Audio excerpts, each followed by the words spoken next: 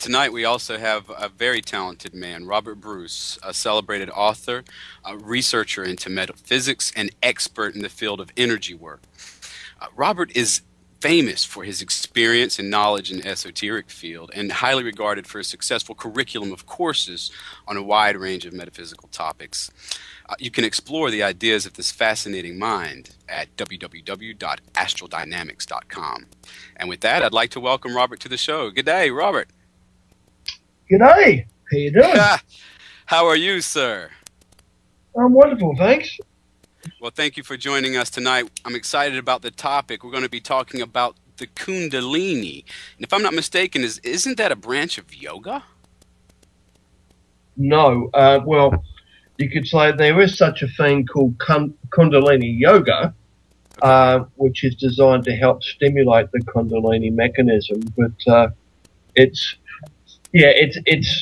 a separate issue, or how do you describe it?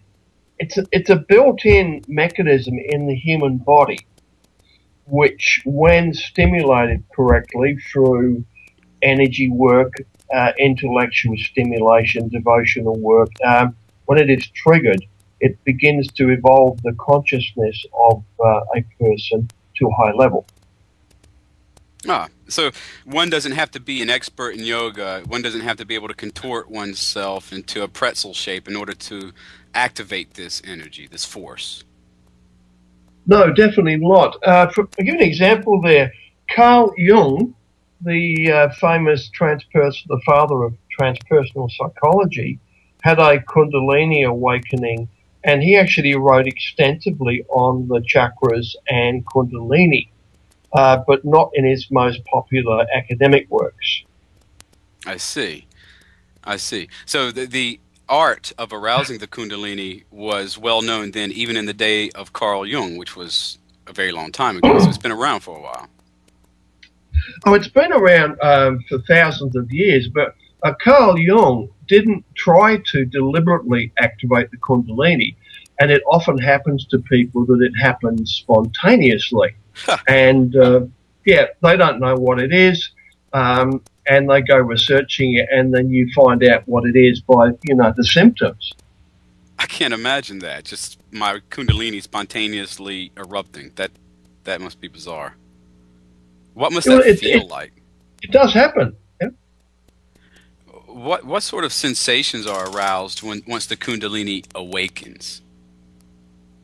Well, to make it easy to understand, I've broken it down into two areas. One is Kundalini awakening, which is a spiritual, energetic awakening, and another is Kundalini raising, which is where Kundalini is deliberately raised through energy work or any other method, even Kundalini yoga.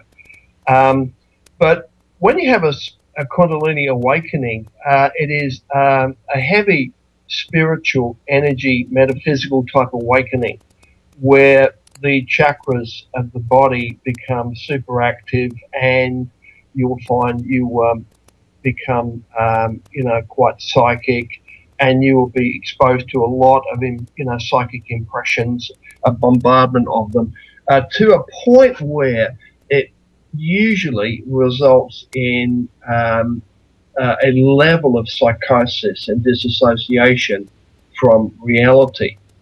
Wow. But once it settles down, of course, the Kundalini, which is a mechanism said to exist in the sacrum area, and they use a little symbol of a cobra, a raised cobra, to depict that. It begins the process of evolving the whole energy body and mind to a higher level. And to put it in a nutshell, what this does, it turns a person into a genius, it sparks seventh level abilities in a person according to their natural propensities and natural talents. So if you're a writer, for example, then your writing abilities will go through the roof. If you are a and a scientist, then your scientific abilities will accelerate your ability to think deeply. It's quite unique to the individual, and everybody's different. For some people, it just evolves you to become have a higher level of consciousness. But if you don't do anything with it, it's hardly noticeable. Hmm. Now, raising Kundalini is a different. Raising Kundalini is you could say a much larger event, because through a process of energy work, which is quite simple, there's nothing complicated about it. You actually stimulate the Kundalini to, you could say, force it to activate, to rise. And when you do that, the sensation is first off, you will get electrical spikes, they call Kundalini spikes, of an electrical type energy shooting up through the spine. And that can be anything from very noticeable to very painful. And it feels just like electricity when it happens. Now, when the main event is triggered, you will feel a force. It feels like a physical snake, as thick as your wrist, forcing its way up through the perineum, which is the flat area between the anus and genitals. And imagine a snake as thick as your wrist pushing itself up into your body, deep in that area, a feeling of deep penetration, and then coiling 3.5 coils clockwise up through the torso and then up through the neck and out of the head. Now that's the main symptom of a raised Kundalini, although it can happen in several different ways depending on how your chakras are wired. But along with this comes a blinding flash of light in the mind's eye, which will be experienced whether your eyes are open or closed. They're the major physical symptoms that herald Kundalini. That's that sounds pretty amazing. And I want to reiterate here, if I want to make sure I understand that it's the interaction of the Kundalini with the various chakras that brings about some of these savant and genius effects that you were talking about. Am I right on that one? Yes, definitely. The human energy body is a very complex mechanism. And if you look at acupuncture charts, the ancient Chinese mapped it pretty thoroughly. And you'll find the 7 major chakras, which are quite well known, especially the third eye in the middle of the forehead, which is the brow chakra. But there's 7 other ones. You have one in the base, in the navel, the solar plexus, the heart, the base of the throat, the forehead, and of course the top of the head is the crown. And they're heavily involved with Kundalini, but the entire energy body is involved as well when you are actually raising Kundalini. And the reason I know all this about it, and you'd be surprised, I've read very little on Kundalini. Before the event, before I actually decided to do it, which was about 20 years ago, I'd read about 2 pages of it in an old spiritualist book of my mother's, and I found just a couple of pages on it and decided to do it. And it took me a couple of weeks to work it out. Now, in the session, when I raised Kundalini, and I've done it dozens and dozens of times, Kundalini is not a raise it once and you're done kind of thing. It opens up a whole new level of energy work and intellectual, spiritual development inside of a person. It evolves you to like a higher level of consciousness. And this is a built-in mechanism in the human body, which is triggered by if you try to be more than you are, and you really push the envelope, say through scientific endeavors like Paul Young, you really push the envelope in thinking. You need to be more. And this mechanism, it acts a bit like, you could say, a muscle of the human body. If you push your muscles really, really hard, you'll burn them out, but they grow bigger. And if you keep doing it, it keeps growing bigger and bigger and bigger. And before long, you'll end up looking like Schwarzenegger. The human body has these built-in mechanisms to take itself to higher levels when it is necessary. When you are undertaking activities where you need to be more, of course, in some people, this happens. This triggers this mechanism. And yeah, but when I'd raised Kundalini myself, and I followed my intuition, I didn't have any actual instructions for doing it. I just guessed and used my intuition to work it out. And I fasted for 3 days, had a purgative enema.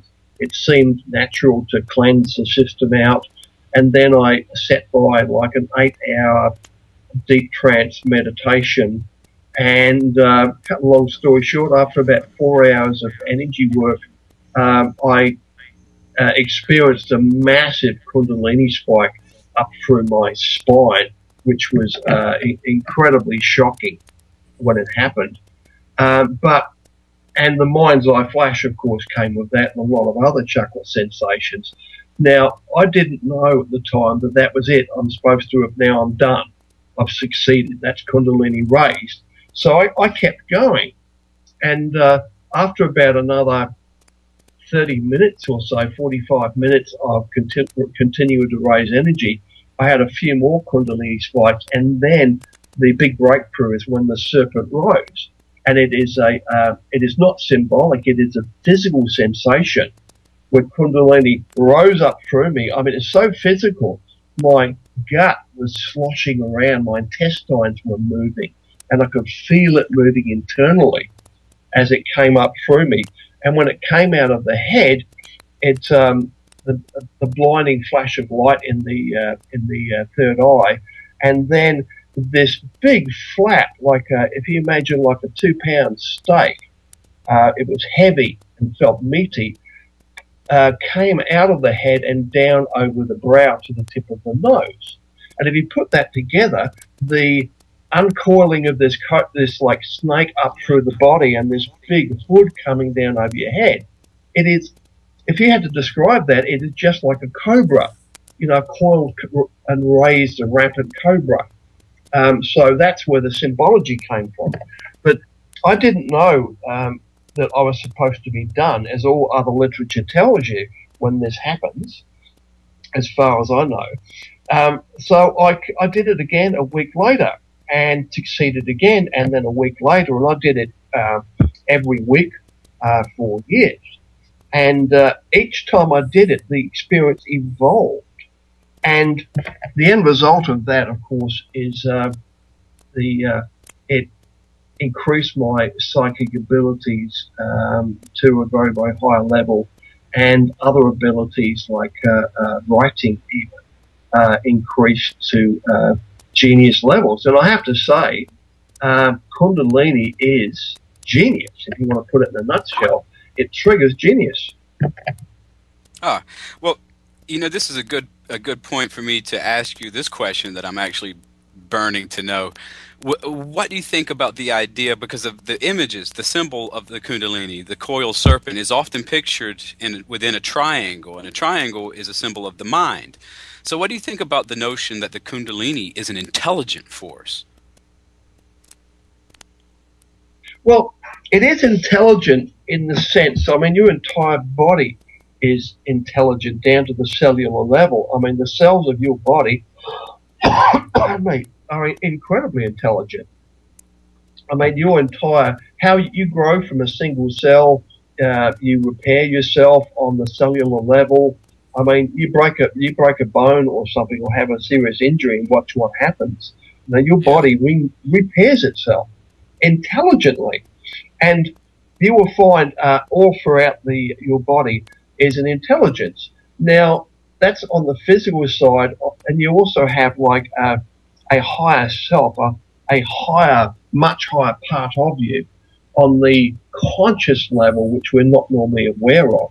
You could say you share the same mind with this greater, it's almost like a divine being inside of you. Now, that part of you, the higher part of you, is the intelligence which is activated. It activates an aspect of that when Kundalini is awakened or risen. I see. That's it's a fascinating idea to me that the Kundalini could itself be intelligent, and that that might be a source of the genius that you've been speaking about. That it could be coming from some universal type of intelligence, almost divine intelligence, as it were. Well, that's what I think. That's what I think is actually happening. It's like a divine intelligence awakened in you. It is not intelligent on its own. It's like not like we have a little brain in the sacrum area that suddenly wakes up. It doesn't have like an independent consciousness. It is integrated with your consciousness, and that integration causes your level of consciousness and mind to flower, to grow to higher levels. So, what would be a smart way for me, a complete novice, to begin the work of raising the Kundalini in a healthy way? Well, it can be done in a healthy way. I've taught many people over many years this has happened during live energy work sessions where I've had people there that have never done anything, not even meditation, that have come along to one of my live workshops. And on, say, the second day during an energy work session, which typically runs for over an hour, they've had a full Kundalini rising. The energy work has just triggered it, and it's happened. Now, some of those people have developed, you could say, genius level abilities. Some of them haven't really developed anything. They've just become a better person. They've become more mature, stronger. They've developed psychic abilities. There's a lot of maturing goes on in the body, but they don't do anything with it. I mean, you don't have to. It just enhances their life. But I'm sure if they chose to do something, like if they decided to take up music or to write a book or something, or to create, even artwork is heavily involved with Kundalini. All genius abilities seem to be involved with this.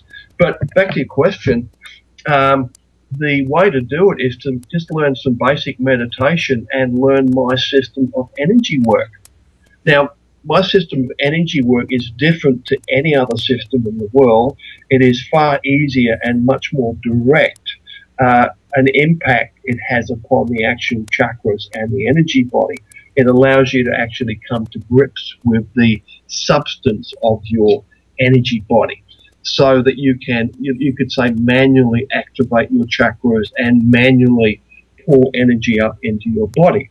And that is the key to it, the ability to effectively raise energy up into the base chakra, because everything about Kundalini revolves around the base chakra, which you could say it occupies the entire hip area, but you could say it flowers in the perineum, the flat area between the anus and genitals. So that's the area that has most of the work done on it, and you have to raise a lot of energy up to that, which is quite simple to do, the actual technique. I mean, I can teach you energy work in like 3 minutes, and then you have the fundamentals of how to move energy. And what happens, all other systems of energy work on the planet, they either use visualization or they use posturing, like by posing and stretching the body in certain positions, you cause flows of energy, different flows of energy. So in that way, you can activate different parts of your energy body and increase the energy flow. With visualization, a small percentage of people that do visualization, if you have a lot of practice, actually connect with the physical body kinesthetically. And then you will find energy work will work effectively. But for most people doing visualization, they don't connect with the physical body. It remains visual and does not have a great deal of impact on the energy body. Now, my system of energy work is based on the sense of touch. It is a kinesthetic ability. So with this ability, you can come to grips with the the substance of the energy body by way of the nerves in your physical body. And how this happens is if you focus your awareness, you're in, let's say, the center of the palm of your left hand, and if you give that little scratch to cause a residual sensation, and then you focus on that area and feel it. You don't have to look at it, just feel the area, become very aware of it. And you will, by becoming aware of it, stimulate the nerves in the physical body in that area, which causes a lot of bioelectrical activity.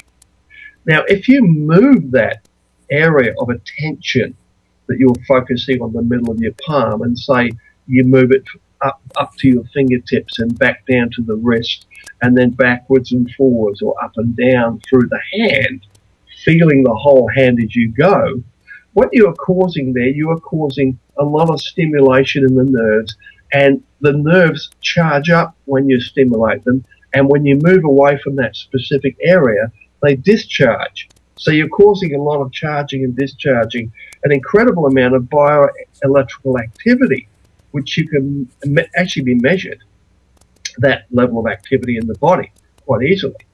But what happens beneath the physical body, all that bioelectrical activity directly stimulates the human energy body, the subtle body, which is, you could say, exists beneath the physical body. You could say slightly out of phase with the physical dimension. Now, if you apply that to the chakras, once you know the basic technique, which, as I said, takes only 3 minutes to learn, you apply that to a major chakra, you will activate it. And so you get a much higher level of activity.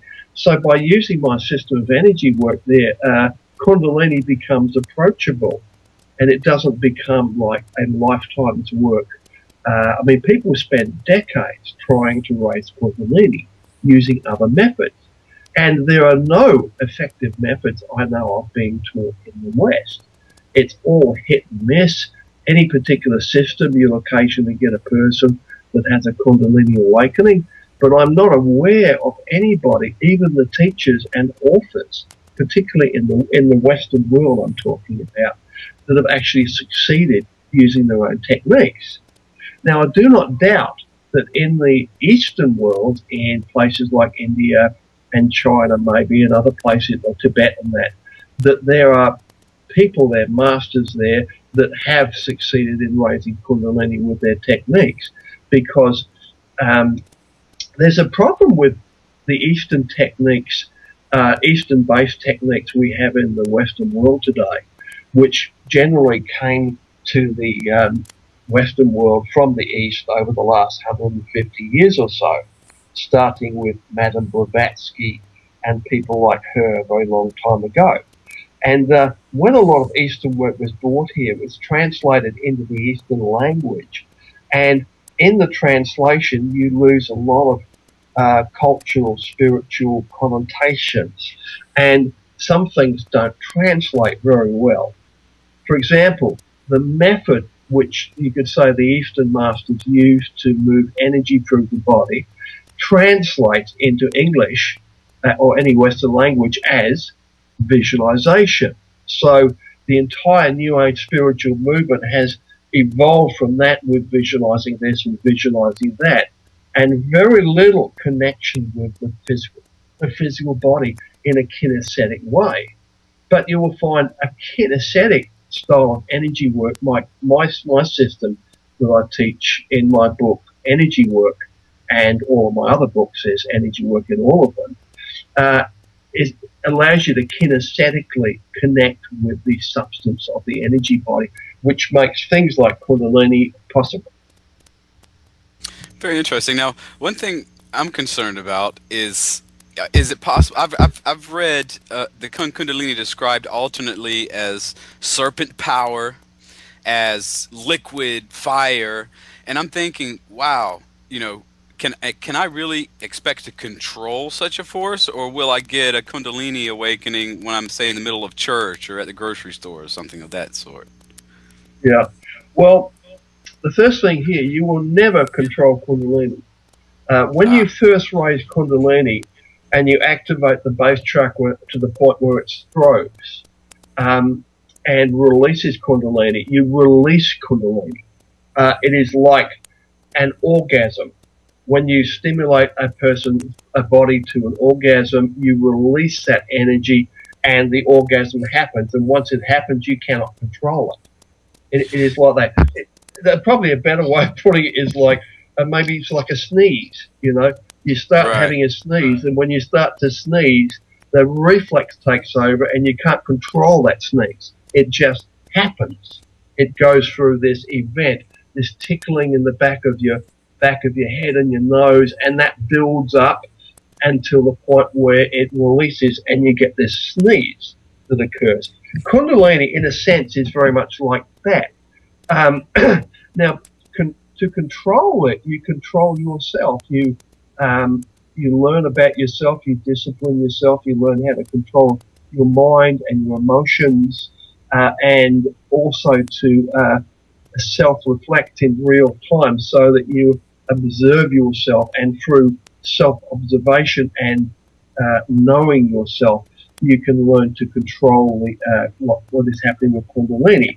I mean, Kundalini will not raise suddenly in church, although that is possible. Intense devotional work can cause a Kundalini awakening, but this is very intense. You wouldn't get it just by going along to a Sunday church meeting or something. And Kundalini is not just Eastern at all. There is a Christian, you could say, every religion in the world and every tradition in the world has something like Kundalini that is called by different names. I think the Christian fundamentalists call it I was told, the cosmic Christ. When you have a cosmic Christ event, the descriptions I've had of that is very much like Kundalini. But of course, it is described quite differently. Sure. Sure. And that makes sense because we couldn't expect such a potent physical or spiritual force and a physical force. We couldn't expect such a thing to be limited just to a certain group or a certain culture. It would have to be a universal human condition, wouldn't it? Very much so. That's the only thing that makes sense. I mean, that this, if you research it, you'll find these sort of events happening all over the world, in different traditions. From the First Nations tribes of America have their versions of that. You would find at the higher shamanic levels, Tibetan Buddhism, Chinese mysticism. Of course, the Indian mystics as well. They call it something different though. Always call it something different according to their beliefs. And there's Right. usually this whole cultural thing that goes along with it. But the essence is you have a mechanism built into your DNA, you could say, by which, if you really push yourself, you will evolve to a higher level of consciousness. When you start pushing the envelope too far in certain areas, as typically you will find great thinkers will do. They'll push the envelope. Artists will push the envelope. Musicians will push the envelope. And sometimes when you really push yourself in the arts, it can cause even insanity if you go too far. Because, I mean, Kundalini is well known, you could say, for causing something called Kundalini psychosis, which is like a mental illness. And for some people, not all people, some people will experience this. And it's caused by this massive onslaught of psychic and mental impressions and ideas flowing into the mind can trigger a psychosis. I mean, some people don't get this when they do it. I never had a psychosis type of thing when I first did it. But so it comes down to, if you have a reasonably stable mind and you have reasonable grip on yourself, and you can approach Kundalini fairly safely. It is not a dangerous thing. There's a lot of urban myth and legend out there about how dangerous it is, and you shouldn't do that or try to do it. But I have found, just normal people, normal working people come along and will experience, not very many, mind you, it's probably less than 1 in 100 at like live workshops and that will have these things, but a lot higher percentage of people have Kundalini related symptoms. Like in meditation, they will get Kundalini spikes, which will start up, and strong energy sensations, which indicate that Kundalini is ready to raise just beneath the surface. Now, sometimes these people are ready for that, sometimes they are not. And if you are not completely stable, particularly in a mental sense, then it's wise to approach these things slowly. And instead of doing it in 1 week, let's take several years over the process and nurture it. But it can be approached safely. Yeah, one of the phrases and the terms you keep coming across with the Kundalini syndrome is that it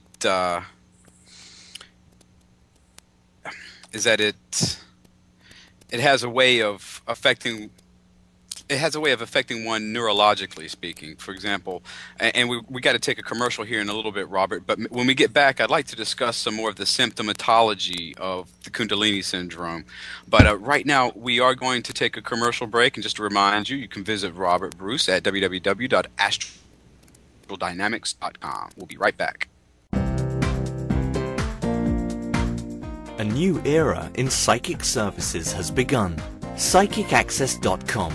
You can connect with our psychic advisors by telephone or chat 24 hours a day, 7 days a week. All of our psychic advisors are interviewed, fully verified, and accuracy tested, assuring you quality service. We're living in some very troubled times right now. More and more, the world's problems are affecting us on a personal level. You don't have to deal with this alone. Our highly accurate psychics, caring advisors, and talented mediums can help with situations you are currently experiencing and can let you know what the future may hold for you. All new customers get a free 6-minute reading. All you have to do is register. Why not visit us now and get a free reading at PsychicAccess.com. Okay, you are listening to The Psychic Viewpoint, and we have tonight with us Mr. Robert Bruce, and the topic tonight is raising the Kundalini. Before we went to commercial, we started talking about premature awakening of the Kundalini and some of the adverse effects that might have. Robert, what do you have to say about the concept of getting this force going prematurely, too quickly?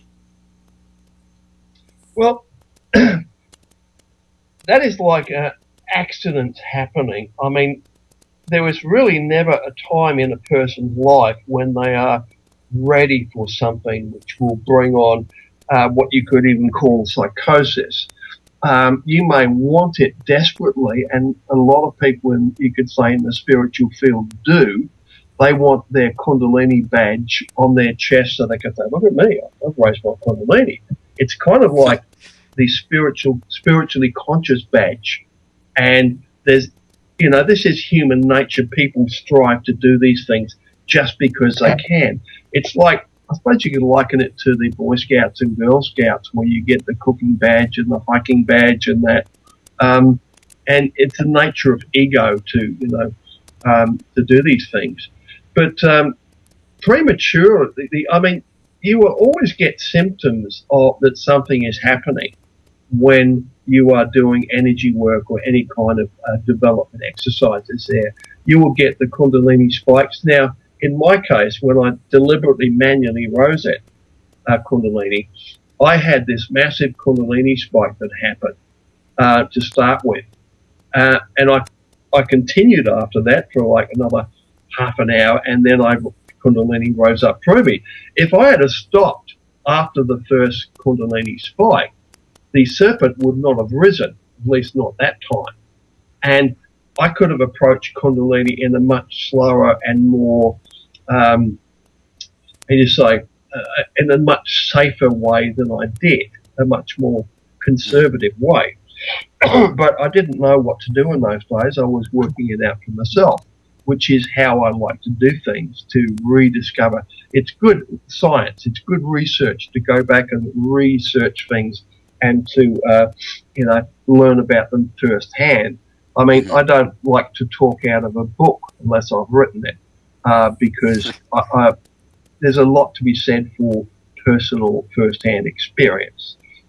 Because when you've done something like that, as opposed to, reading somebody else's book and taking their word for it, which I find has served me well over the years.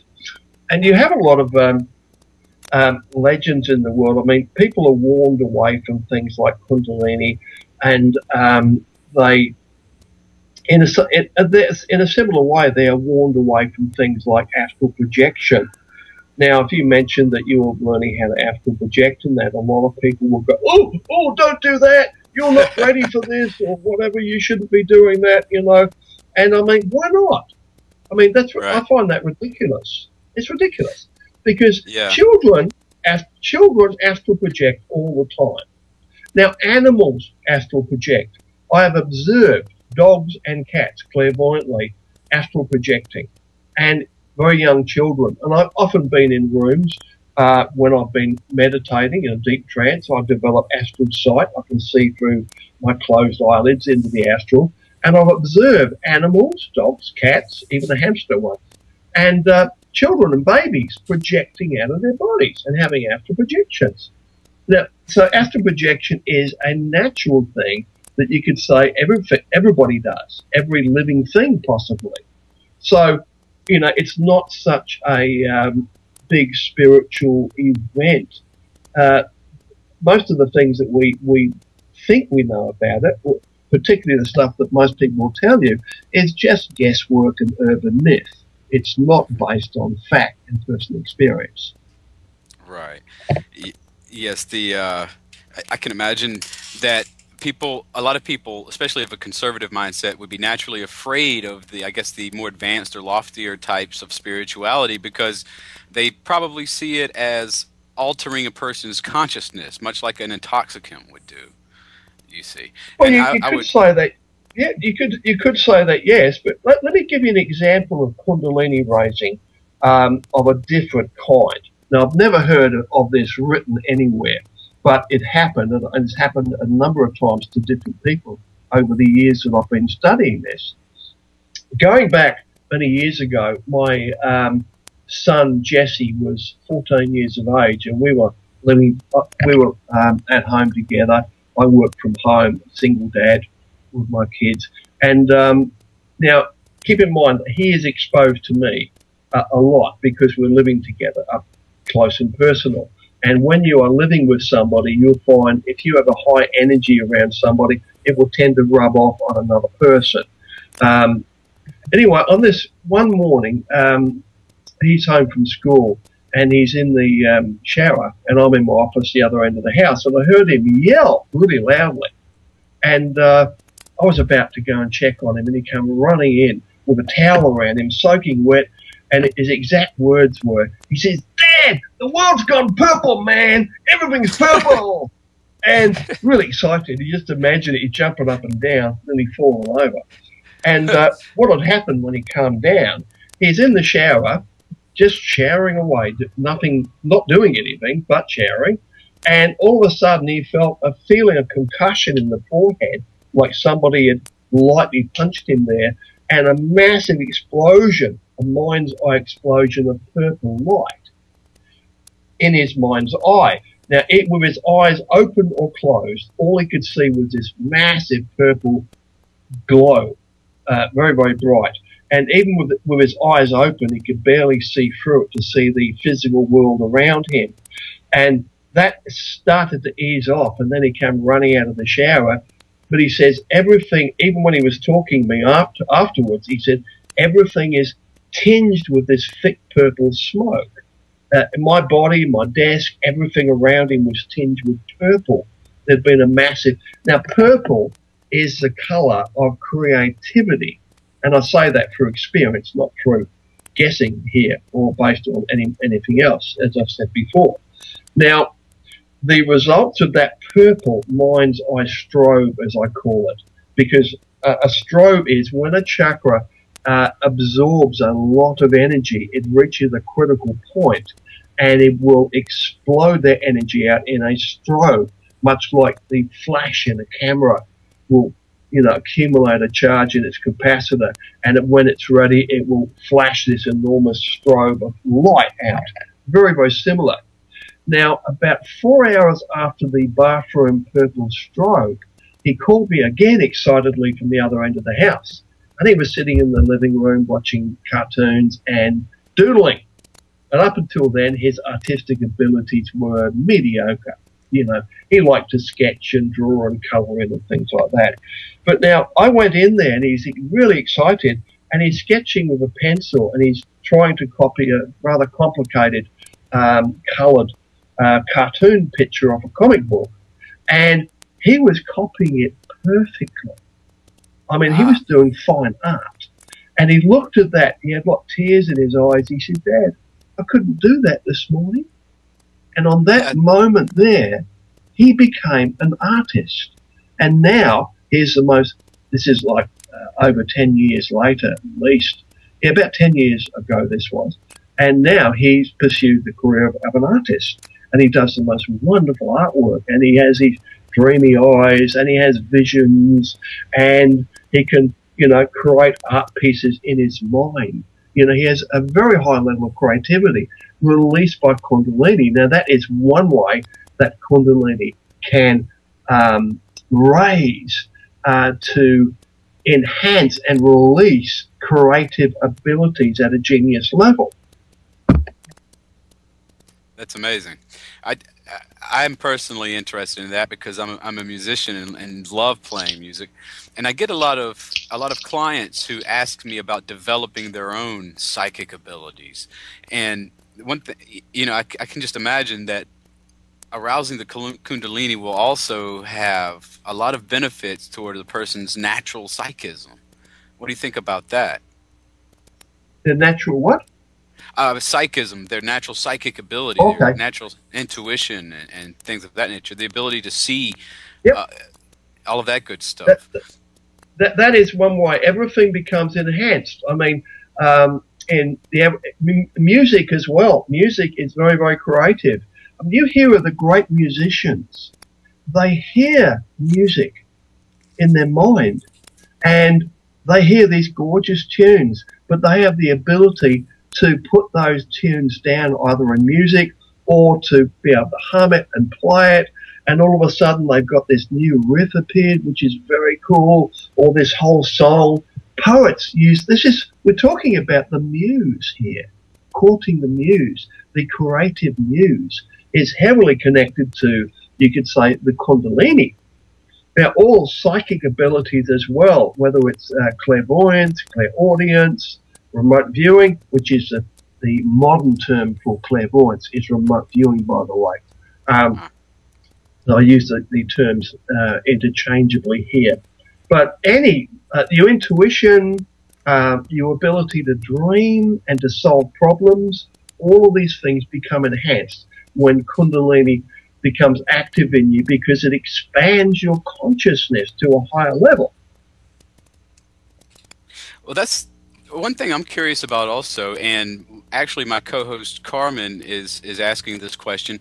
She wants to know if there's a relation between trauma, personal crisis, and Kundalini arousal. Can it be aroused through, say, a car accident or losing my job or some sort of stress or crisis? Yes, I think it can, because one of the things that trauma will do, it drives you within. You may have the most horrific things happening to you. And when you've had a trauma like that, apart from what happened during the event, you may be high on adrenaline and doing, these incredible things. But afterwards, it drives you within, and it kind of connects you with your higher self at a very, very deep level. And that can trigger psychic abilities to manifest through you. And it could even cause, Kundalini awakening, depending on the trauma. Sort of jarring the Kundalini into life, so to speak. Yeah, I'm reminded of that movie. what is it, the dead zone, where the guy gets in a car crash and he wakes up 4 years later with these intense psychic abilities. That's what it reminds me of. Yeah, definitely. I mean, another approach to Kundalini is um, is Tantra, what they call tantric sex, which is not what it sounds like, really. I won't go into details here, it's quite well known. But that is another approach to stimulating the base chakra through other means to actually attempt to trigger Kundalini.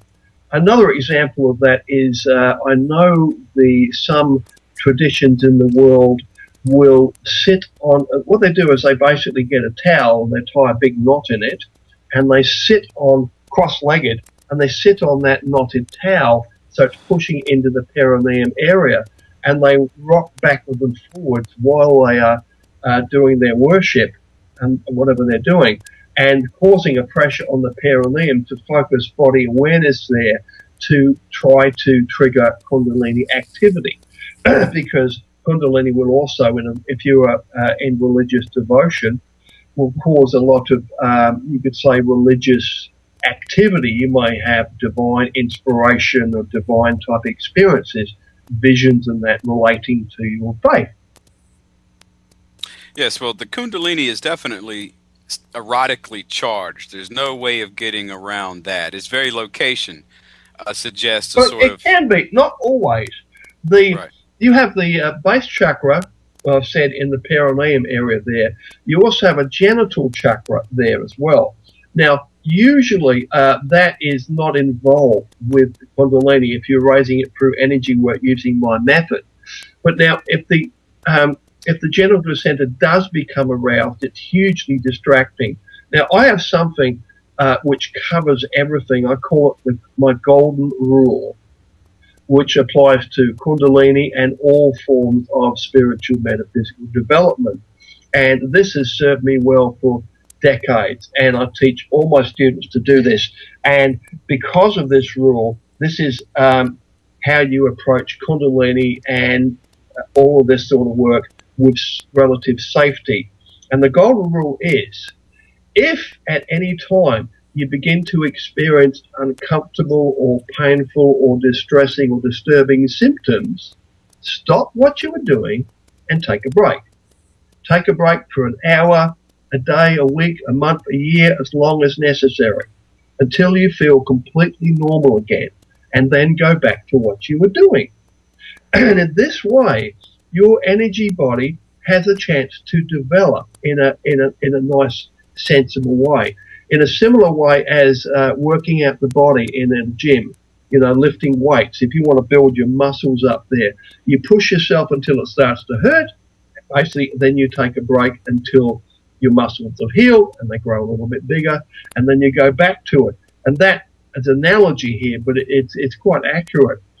When you're developing even psychic abilities, raising Kundalini, whatever you were doing, if you apply the golden rule and just take a break, and when you take a break, focus on grounding, go out, visit your friends, catch up on go and mow the lawn and do physical things, and it will all go away and you will be a little bit more stable and a little bit stronger.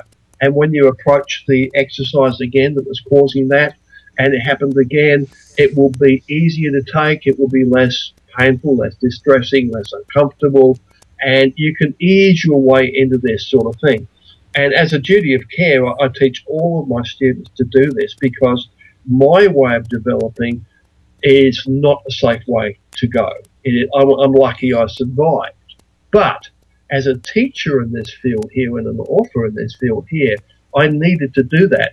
I mean, if I give you advice on something relating to energy work, it is based on hard personal experience. I've done that to death, and I know the ins and outs of it and what will happen. So if I say, look, give that a rest for that exercise for a while, take a few days off and do this exercise instead. That, I'm doing that for a reason, because I've been there before. I've made mistakes and I've paid for them, but I've survived them. So I can tell you how to avoid them or how to overcome them, which all good teachers should be able to do. Your students benefit from your your past mistakes, but also from your past successes and the pioneering that you have done in this field. They definitely Oh, benefit from definitely, they that. But go hand in hand. one thing I like about your method is that it's tactile, like the devotees rocking back and forth on the knotted towel. You know, that's a very tactile activity, and that's just appealing to me. Doing energy work using a tactile method as opposed to a more mental and visual method, I think that would And yield definite results. yeah, it's incredibly easy. I have taught 4-year-olds to do my system of energy work, and unfortunately, children don't like it. The coyote in me comes out with children, and now because it tickles them a lot, and you'll find their hands and feet will tickle enormously. And if you ever do this with a group of children, what I do is I get them outside on the grass, and I say, "Okay, kids, right now, put your hands up." And I want you to clap your hands and make fists and get a bit of a feeling in them. And then I want you to hold them up and feel the wind, feel the air moving through your hands. Okay, Yeah. that's all they're doing. I want you to really feel the air moving over the skin of your hands. And you do that for like a minute, and all of a sudden they go, "Oh, it tickles," and they're scratching their hands because they've activated the chakras in the hands, and they've got a lot of energy flow, which will cause sometimes, particularly children, a lot of intense tickling.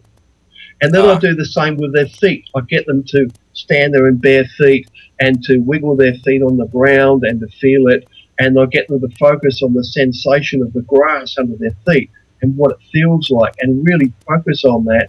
And within a minute there, oh, it tickles, and they all fall down and scratching their feet, trying to scratch the feet and their hands at the same time, which is impossible.